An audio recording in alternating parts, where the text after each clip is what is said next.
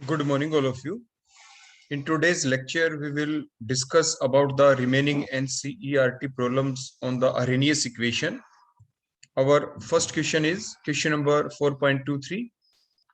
The rate constant for the decomposition of the hydrocarbons is 2.418 multiplied by 10 raised to the power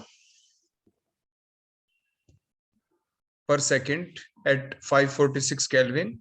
If the energy of the activation is 179.9 kilojoule per mole, what will be the value of pre-exponential factor? आपने ये पढ़ा था कि जो आपकी Arrhenius equation है उसके ऊपर जब भी कोई न्यूमेरिकल आए, एक तो आपको अरहेनियस इक्वेशन है, 2-3 फॉर्म्स हैं, वो सारी आपको याद होनी चाहिए। प्लस साथ के साथ हमने हर न्यूमेरिकल के डिस्कशन के लिए आपको क्या बताया था कि आप क्या करेंगे, आपको जो गिवन चीजें हैं वो सबसे पहले आपको लिखनी है। हम यहाँ पे ना भी लिखें आपके सामने तो आप एग्जाम में जरूर ध्यान रखेंगे। So what is the given thing? The value of k, that is the rate constant, means 2.418 multiplied by 10 की power -5 per second. The unit per second shows that the reaction is the first order reaction. क्योंकि हमने जब आपको units के बारे में सिखाया तो हमने सारी यूनिट्स आपको बताई थी। What is the unit of rate constant k for zero order, first order, second order, third order and so on. तो इस टाइप से आप डिटरमाइन कर सकते हैं। तो from the value of k and from the unit of k it is already been finalised, ये पहले ही फाइनलाइज हो चुका है कि जो रिएक्शन है ये एक फर्स्ट ऑर्डर काइनेटिक रिएक्शन है। सेकंड पॉइंट देखो, इतना ये भी अपने आप में एक क्वेश्चन है। जैसे पहली लाइन दे दें और रेट कांस्टेंट की वैल्यू और आपसे पूछ लेते what is the order of reaction, तो दैट इज द क्वेश्चन जो हम पहले डिस्कस कर चुके हैं इस टाइप के question. Next temperature is 546 kelvin. अगर डिग्री सेल्सियस में होता तो भी आप उसको केल्विन में ही कन्वर्ट करते। Next, activation energy is 179 kilo joule per mole.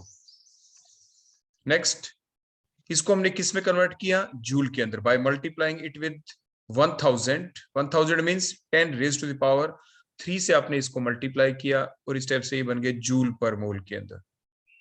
Next, Arrhenius equation के अकॉर्डिंग आप क्या जानते हैं कि the rate constant, Arrhenius equation क्या थी? The equation which explain the effect of the temperature on the rate of the reaction, और you can say the rate constant, and it is given by the formula K is equal to, K is the rate constant here, is equal to A is the pre-exponential factor, जिसे आप collision factor भी कहते हैं, जिसे Arrhenius factor भी आप कहते हैं, e raised to the power minus EA upon RT। तो by taking natural log on both the side, ये हम पहले ही आपको डिराइव कर चुके थे कि ln K is equal to ln A minus EA upon RT। आपको ध्यान होगा, देखो मैंने बताया भी था कि किस टाइप से आएगा कि ln K is equal to, देखो ये दो चीजों की मल्टीप्लाई है यहाँ पे, ए फैक्टर, और मल्टीप्लाई हो तो देखो प्लस का साइन आ जाएगा, प्लस में natural log e raise to the power minus e a upon are t. जो भी पावर में होता है वो लॉग से देखो पहले चला जाएगा, minus E upon R T, यहाँ पे एल एन ई ये 1 हो जाएगा। तो आपके पास यही इक्वेशन आ गई जो हमने यहाँ पे लिख रखी है, l n k is equal to l n a minus e a upon are t. देखो ये इक्वेशन हमें यहाँ से मिल जाती है।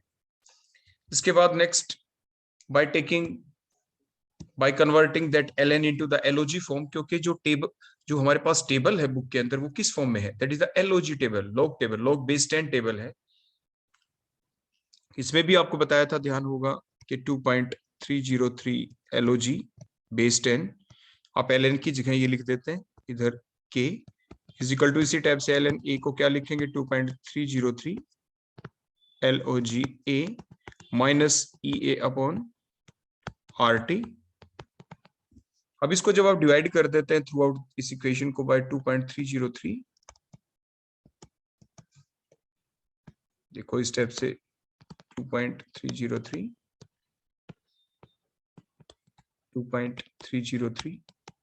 तो यहाँ पे तो 2.303 से कैंसिल, यहाँ पे ये कैंसिल, तो आपके पास यही फार्मूला आ गया। देखो log k is equal to log a minus e a upon 2.303 are T.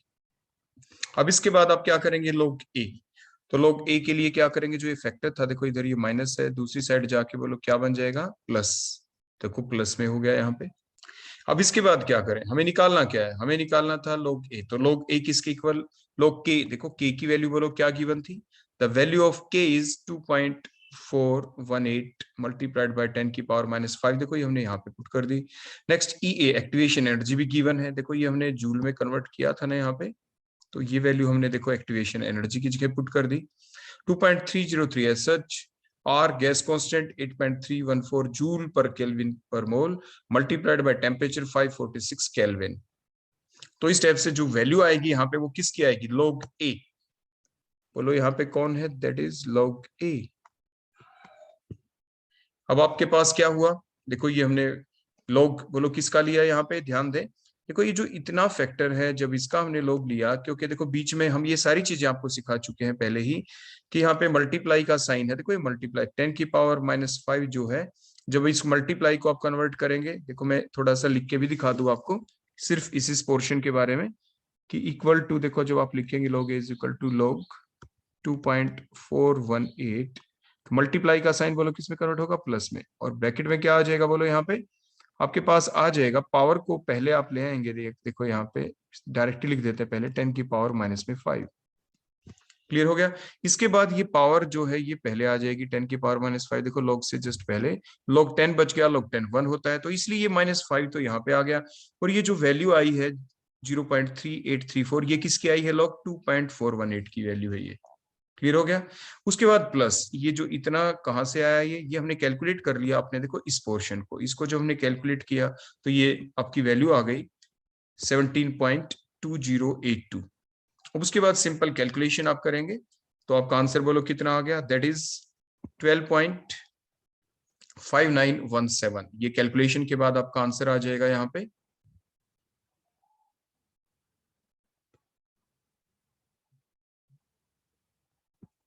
तो ये जो चीजें मैंने आपको लिखी थी इनको देखो हम क्लियर कर देते हैं यहाँ से। अब आप ये समझ गए, सारी चीजें आपने नोट डाउन कर ली होंगी। तो हमारे पास ये जो वैल्यू आई है फिलहाल, बोलो ये किस चीज की वैल्यू है, दैट इज ऑफ लॉग ए। अब लॉग ए है तो अब आपको क्या निकालना चाहिए, एंटी लॉग। तो ए इज इक्वल टू क्या आ जाएगा, anti log of that much value. और ये एंटी लॉग कल हमने आपको देखना सिखा दिया था, आपने इससे पहले वाले लेक्चर में लॉग भी आपको देखना सिखाया, एंटी लॉग भी, कैसे आप टेबल के अंदर से वैल्यू को डिटरमाइन करते हैं। तो डायरेक्ट आपका आंसर लगभग अप्रोक्सीमेटली क्या आ जाएगा, 3.9 मल्टीप्लाइड बाय 10 की पावर 12 पर second will be the answer. अब हम लेते हैं next question. The decomposition of A hydrocarbon follows the equation के, देखो वैल्यू गिवन है, और कैलकुलेट द एक्टिवेशन एनर्जी। तो इसके लिए आप क्या करें, आपके दिमाग में क्या चीज आई, इट मीन्स आपको साफ साफ दिख रहा है k is equal to something e raise to the power -28,000 k divided by T, ये दे रखा है। इट मीन्स आपको कौन सी इक्वेशन लिखनी पड़ेगी, हमें ये इक्वेशन, देखो ये तो गिवन इक्वेशन हो गई, देखो जो गिवन थी k is equal to this much, that is a given equation. और अरेनियस इक्वेशन के बेसिस के ऊपर आप जानते हैं k is equal to A e raise to the power -e upon R, इन दोनों को आप कंपेयर करें। Now compare these two equation, compare करेंगे तो क्या मिलेगा, देखो देखो यहाँ पे के है फर्स्ट इक्वेशन में, तो यहाँ पर भी देखो के है। ऊपर देखें जो एक्सपोनेंशियल टर्म है, देखो ये e raise to the power something, तो यहाँ पे कौन था, e raise to the power, देखो ये रहा। तो इसमें कौन है, e raise to the power में, e raise to the power -e a upon are T है, e a upon are T. तो इससे क्या क्लियर हुआ, e की पावर में -e a अपॉन, देखो आपका t तो एच सच है नीचे डिवाइडेड में, तो जो माइनस में e a अपॉन r है वो कौन हुआ, -28,000 के, -28,000 के हो जाएगा ये। ऐसे ही ए कौन हो गया, ए हो गया जो इससे पहले, देखो that is the factor 4.5 multiplied by 10 की पावर 11 पर सेकेंड, दैट इज ए।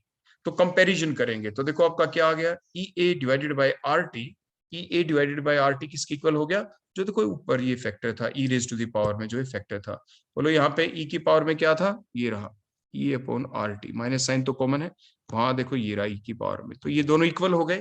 तो हमने वही लिखा e upon R T is equal to 28,000 k upon T, तो देखो टी से टी कैंसिल हो जाएगा, यहाँ पे टी से टी कैंसिल।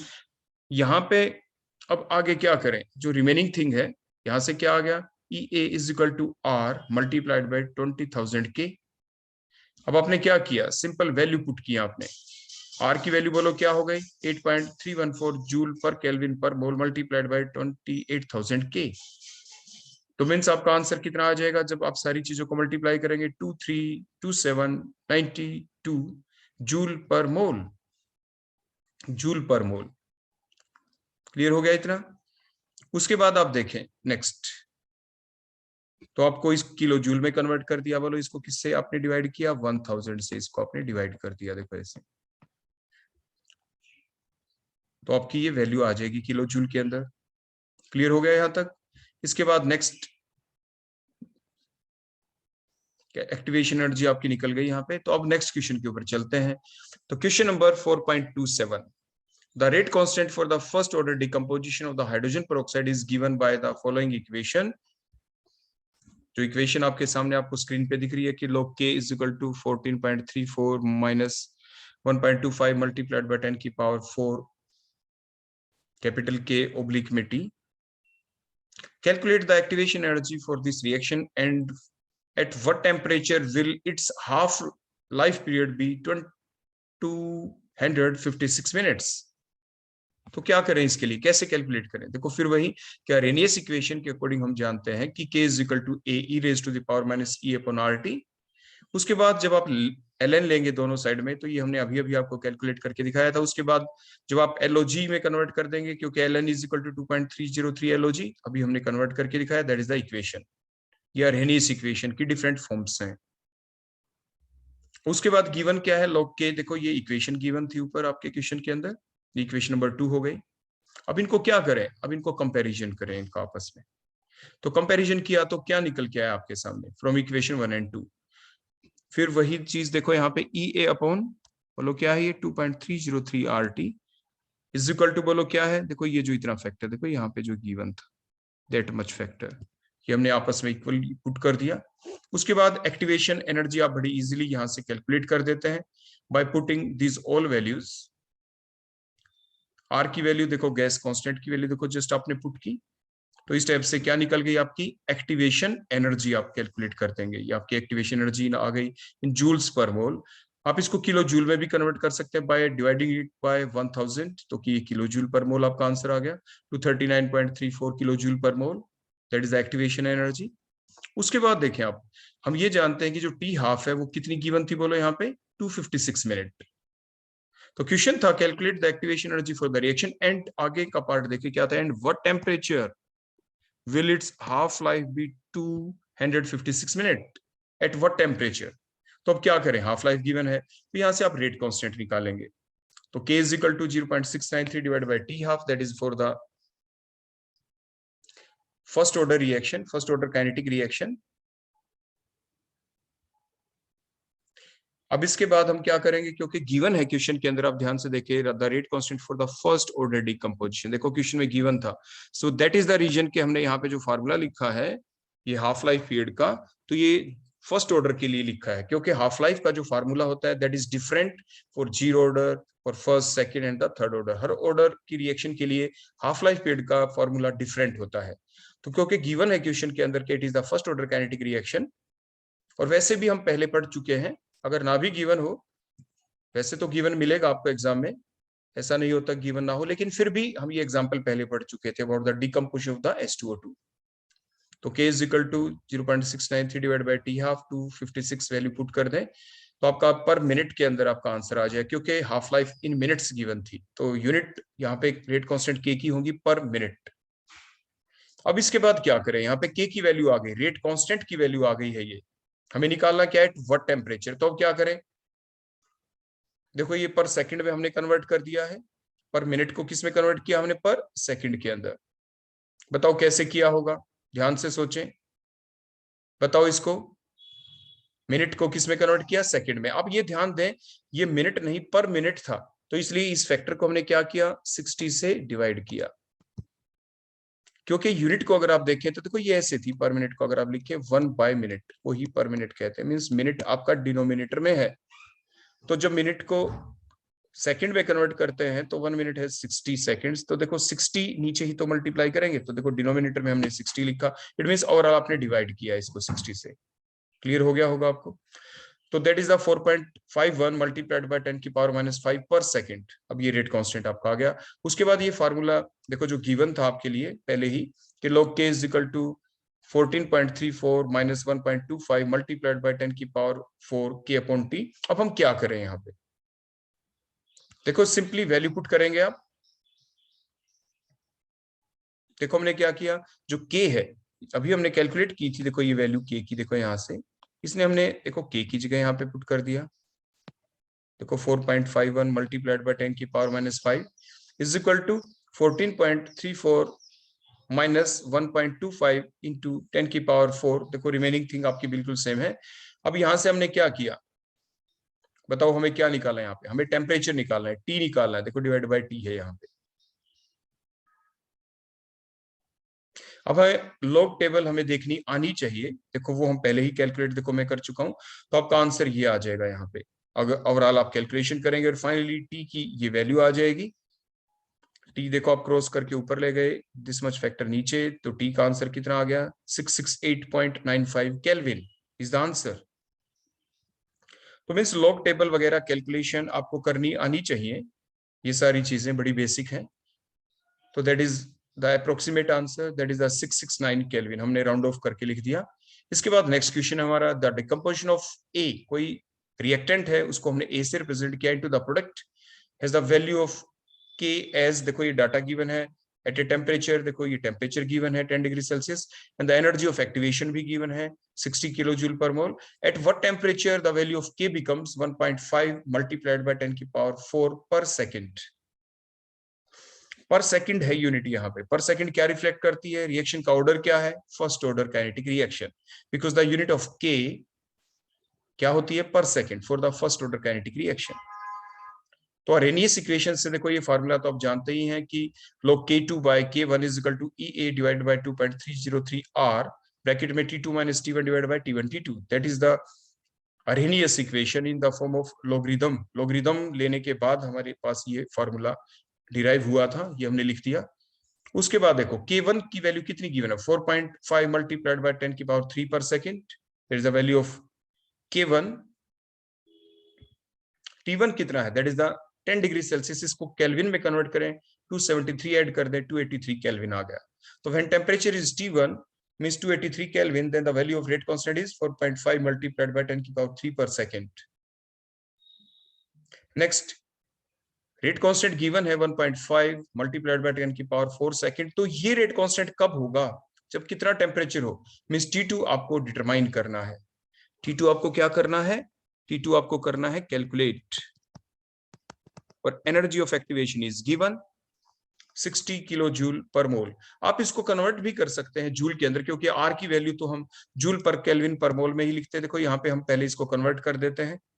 देखो 1000 से आपने क्या किया, इसको मल्टीप्लाई किया, तो क्या आ गया 6 मल्टीप्लाइड बाय 10 की पावर 4 जूल पर मोल। अब हम लिख देते हैं यहाँ पे टेम्परेचर हमें T2 निकालना है, तो ये हमने क्वेश्चन मार्क लगा दिया, ये गिवन चीजें थी। अब वैल्यू पुट कर दें, देखो लोग K2 की जगह हमने क्या पुट किया, K2 की वैल्यू, और K1 की जगह K1 की वैल्यू देखो आपने पुट कर दी नीचे। क्लियर हो गया, इज इक्वल टू, अब एक्टिवेशन एनर्जी भी गिवन है, तो is equal to activation energy की वैल्यू क्या थी, ये रही देखो 6 मल्टीप्लाइड बाय 10 की power 4 joule per mole divided by 2.303, R की वैल्यू क्या है 8.314 जूल पर केल्विन पर मोल। T2 हमें निकालना है, T2 ऐसे रहा, माइनस में T1 कितना था 283 divide by 283 multiplied by T2। अब हमें क्या निकालना है, T2। देखो लॉग टेबल देखनी आपको आनी चाहिए अच्छे से, उससे पहले देखो आप ये कुछ चीजें हैं जो आप कर सकते हैं। देखो 10 की पावर 3 से ये ऊपर 10 रह गया, डेसिमल से देखो डेसिमल कैंसिल हो गया, 15 3 जा 45 हो गया, तो log 10/3 है, तो इसको आप कैसे लिख सकते हैं, log 10 माइनस log 3। तो ये पोर्शन तो आपका log का इजीली आप निकाल लेंगे। हमने आपको बताया भी था, जैसे log 10 1 होता है, log 3 आपका 0.4771 होता है। मींस जैसे मैंने आपको बताया था log 2 की वैल्यू याद करें 0.3010 होती है। तो मींस कुछ चीजें हम बार बार पढ़ते तो हमें देखने की जरूरत भी नहीं पड़ती, लेकिन फिर भी लॉग टेबल अलाउड होती है आपके लिए। आप एग्जामिनेशन के दौरान अपनी लॉग टेबल का एक ही तो पेज होता है, आगे पीछे लॉग टेबल, ऐसे ही आगे पीछे एंटी लॉग टेबल, अब वो 2 पेजेस आपके लिए एग्जामिनेशन में अलाउड होंगे। तो ये हमने लॉग ले लिया, यहाँ पे देखो सारी चीजें निकाल ली। अब T2 की वैल्यू देखो, सिंपल मैथमेटिक्स है, यहाँ पे देखो हम स्टेप बाय स्टेप हमने लिखा है, आप ये कैलकुलेट करके भी देख सकते हैं। तो इस स्टेप से T2 का आंसर आ जाएगा 297.019 केल्विन अप्रोक्सीमेटली, राउंड ऑफ करके लिख देंगे 297 kelvin. So that is the answer for the temperature, means ये वो टेम्परेचर है जब रेट कांस्टेंट की वैल्यू कितनी हो जाएगी 1.5 मल्टीप्लाइड बाय 10 की power 4 per second. So that is our next question. अब इसको डिग्री सेल्सियस में भी कन्वर्ट करना हो तो क्या करें, क्योंकि शुरू में जो न्यूमेरिकल था 10 डिग्री सेल्सियस था. एग्जाम में कई बार ऑप्शनल जब क्वेश्चन होते हैं तो वहां पे डिग्री सेल्सियस में मिल जाए तो -273 करते हैं. जैसे डिग्री सेल्सियस को केल्विन में बदलें तो +273 करते हैं. केल्विन को डिग्री सेल्सियस में कन्वर्ट करना है तो -273 करेंगे. तो आंसर आ जाएगा 24 डिग्री सेल्सियस. वैसे क्वेश्चन में कहीं लिख नहीं रखा. आप टेम्परेचर आपने जो 297 केल्विन निकाला था वो भी बिल्कुल करेक्ट है आंसर. तो आप कन्वर्ट करना चाहें तो इसको डिग्री सेल्सियस में कर दें. रीजन बिहाइंड के हमने कन्वर्ट करके क्यों दिखाया, सिर्फ क्वेश्चन की सेंस के ऊपर, क्योंकि क्वेश्चन के अंदर जो टेम्परेचर था जब रेट कांस्टेंट K1 की जो वैल्यू थी 4.5 × 10 की पावर 3 वो 10 डिग्री सेल्सियस के ऊपर दे रखी थी. टेम्परेचर वहां पे सेल्सियस में था. दैट्स व्हाई हमने लास्ट में केल्विन को डिग्री सेल्सियस में आपको कन्वर्ट करके दिखाया है. That is the only reason. तो hence the value of k that is 1.5. देखो जो क्वेश्चन में कहा था 1.5 × 10 की power 4 per second will be at the temperature of 24 degree Celsius. आप ऐसे लिख देंगे लास्ट में. अब हम नेक्स्ट क्वेश्चन पे चलते हैं. Question number 4.29. The time required for the 10% completion of the first order reaction at 298 Kelvin is equal to, किसके इक्वल है, is equal to that required for the 25% completion at 308 Kelvin. The value of a pre-exponential term collision factor की value कितनी given है, 4 multiplied by 10 की power 10 per second. Calculate k at the temperature 318 Kelvin and also calculate the activation energy. देखो first order kinetic reaction के according हम जानते हैं ये फॉर्मूला था आपका फर्स्ट ऑर्डर काइनेटिक्स का, k is equal to 2.303 divided by t log a upon a minus x. ये क्या है, the concentration of the reactant, the initial concentration of the reactant. a minus x क्या है यहाँ पे, the concentration of the reactant after time t. So the time required for the 10% completion of the first order reaction at 298 Kelvin will be, देखो हम क्या करेंगे यहाँ पे, t को देखो आप ऊपर ले गए, यहाँ पे k को नीचे ले आएंगे और रेट कांस्टेंट की जो वैल्यू होगी उसको हमने K1 मान लिया यहाँ पे. log 10% मींस देखो शुरू में परसेंट की फॉर्म में चले तो देखो a की वैल्यू मान लीजिए हमने 100 मान ली, यहाँ पे 10% टूट गया. 10% बोलो क्या हो गया, ब्रेक हुआ या कंप्लीट हुआ. देखो क्वेश्चन देखे, the time required for 10% completion, 10% reaction complete हुई है. 10% रिएक्शन क्या हो चुकी है, कंप्लीट. तो व्हाट इट मींस, इसका मतलब क्या है, 10% अभी कंप्लीट हुई है, बाकी कितनी है होनी रिएक्शन, बाकी कितनी है. तो इस चीज के लिए तो हमने टी को देखो ऊपर ले गए, k को नीचे ले आए, that is the K1. Reaction 10% complete हुई है तो इनिशियली कंसंट्रेशन एज्यूम की मान लीजिए 100% थी. देखो a की वैल्यू हमने क्या पुट की, that is the 100. 10% completion means 10% he product बने हैं तो a minus x, x means the molar concentration of the product formed. तो यहाँ पे हमने 10 लिख दिया, a की वैल्यू वही 100 है. सो that is the time required for the 10% completion of the first order reaction at the temperature that is the 298 Kelvin. Similarly, time required for the 25% completion, same formula आप यहाँ पे यूज करेंगे. तो इस same formula जब आप use करेंगे तो इसके लिए देखो हम क्या पुट करें, बोलो x की वैल्यू आपने क्या पुट की, वैल्यू हमने पुट की 25% कंप्लीशन के लिए, तो the value of x now becomes 25. देखो यहाँ पे x की वैल्यू 25 हमने पुट की. उसके बाद हम क्या करें, क्वेश्चन ध्यान से पढ़ें. The time required for the 10% completion of a first order reaction at 298 Kelvin is equal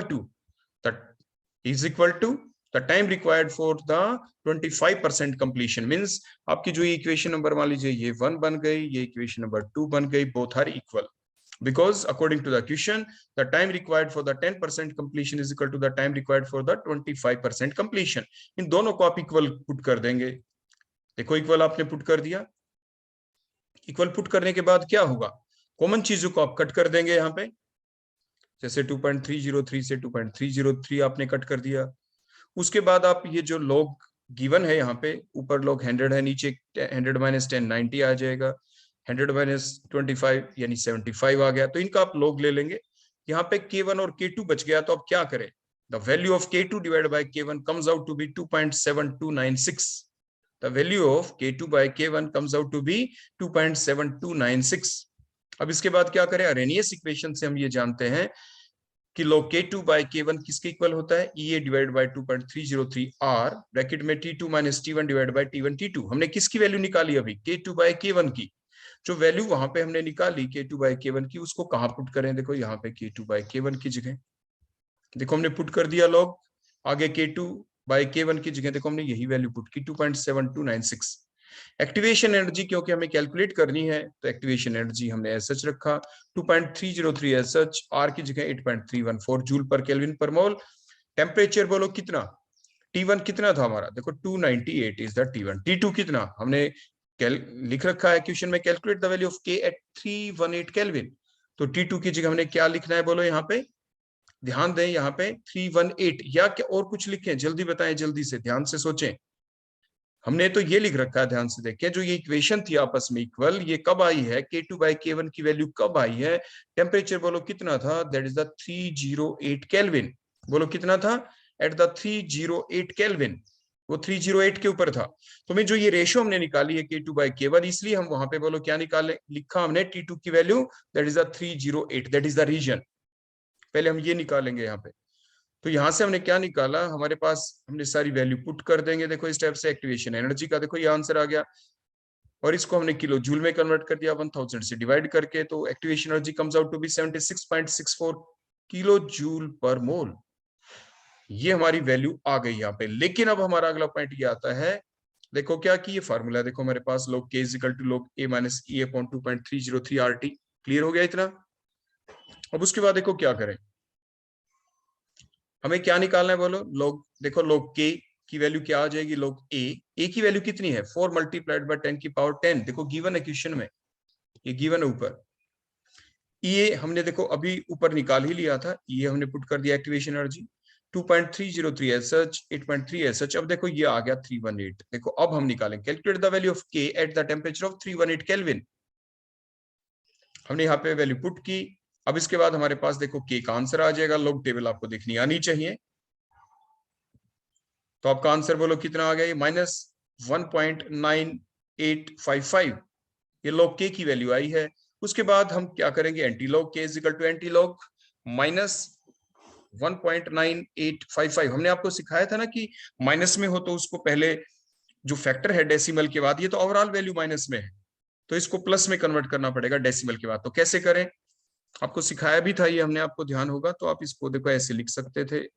वैसे हम ये सारी चीजें देखो आपको बता चुके हैं, लॉग एंटी लॉग और 2 बार, देखो 2 बार पॉइंट। अब 2 में से जो ये फैक्टर है देखो, ये 1.955, देखो इस टाइप से, देखो साइड में आपको करके दिखाएं, 2.0000, इनका डिफरेंस बोलो क्या होगा 1.9855। देखो आप माइनस का देख लेना, बाई चांस अगर गलती हो जाए, 10 में से 5 गए 5, 9 minus 5 4, 9 minus 8 1, 9 minus 9 0, 1 minus 1 0, so that is the value. देखो हमने माइनस किया, तो 2 बार डॉट आगे प्लस की वैल्यू कितनी आ गई 0.0145। देखो इस स्टेप से क्लियर है ना, माइनस में देख लेना अच्छे से, कोई कहीं पे एरर हो तो आप उसको करेक्ट कर सकते हैं। तो अब इसका आप एंटी लॉग ले लेंगे इस वैल्यू का, देखो ये इतना जो फैक्टर बच गया, ये पॉजिटिव वैल्यू है इतनी, that is the positive value. इतना पार्ट बोलो क्या है आपका, पॉजिटिव है ये पार्ट, इसका आप एंटी लॉग ले लेंगे। फिर 2 बार है, फिर उस टाइप से डेसिमल लगाएंगे और ये आपका आंसर आ जाएगा, के की वैल्यू 1.034 मल्टीप्लाइड बाय 10 की पावर -2 पर सेकेंड। अब हम चलते अपने आखिरी क्वेश्चन के ऊपर, question number 4.30। the rate of the reaction quadruples when the temperature changes from 293 Kelvin to 313 Kelvin. Calculate the energy of activation of the reaction, assuming that it does not change with the temperature. Arrhenius equation का देखो ये formula है, log K2 by K1 is equal to EA divided by 2.303 R, bracket में T2 minus T1 divided by T1 T2। अब क्या क्या चीजें given है, ध्यान से देखिए, K2 is equal to क्या गिवन है बोलो, 4K1 लिख रखा है क्वेश्चन में। The rate of the reaction become quadruples, quadruples का मींस 4 टाइम्स हो गई rate of reaction, means K2 की जो वैल्यू है, जो इनिशियल रेट कांस्टेंट था K1 उसका 4 टाइम है। उसके बाद देखें T1 की वैल्यू कितनी है 293 केल्विन, देखो ये क्वेश्चन में गिवन है। T2 की वैल्यू कितनी गिवन है 313 kelvin. Calculate the activation energy, देखो एक्टिवेशन एनर्जी हमें निकालनी है, ये हम कैलकुलेट करेंगे। तो ये फार्मूले में हमने पुट किया, देखो वैल्यू हमने क्या कर दी, बोलो यहाँ पे पुट K1, देखो नीचे आप K1 लिखेंगे, देखो यहाँ पे ये गलती से K2 लिखा गया, तो 4K1 divided by K1, K1 से K1 कैंसिल हो जाएगा आपका, log 4 बच गया। log 4 को आप 2 रेज टू द पावर 2 भी लिख सकते हैं, क्या लिख सकते हैं 4 को 2 रेज टू द पावर 2, 2 पहले आ जाएगा तो 2 log 2, और log 2 की वैल्यू आप जानते हैं 0.3010, जैसे आपको पहले बताया था, वो वैल्यू आप पुट कर देंगे यहाँ पे, देखो लिख दिया ना, मैंने बताया था 0.3010, और 2 log 2 था तो 2 से मल्टीप्लाई किया तो आपकी वैल्यू आ गई। उसके बाद ये सारी चीजें आप कैलकुलेट करेंगे, और लास्ट में आपका एक्टिवेशन एनर्जी का देखो ये लास्ट में आंसर आया, joule per kelvin joule per मोल में आएगा, क्योंकि आर की वैल्यू आपने क्या पुट की है, दैट इज बोलो क्या 8.314 joule per kelvin per mole, that is the value of R. तो इसलिए पहले आपका आंसर जूल में ही आएगा, जूल पर मोल में एक्टिवेशन एनर्जी का। अब इसको किलो जूल में आप कन्वर्ट कर देते बाय डिवाइडिंग इट विद 1000, तो 52.86 joule per kelvin per mole is the answer. तो इस टाइप से ही आपका आंसर आ जाएगा। तो ये था आपका लास्ट क्वेश्चन एनसीईआरटी की बुक का। तो इस टाइप से हमने जितने भी एनसीईआरटी बुक के क्वेश्चन के जो न्यूमेरिकल थे वो भी आपके सारे करवा दिए गए हैं। सो that is all about the today's lecture. Thank you.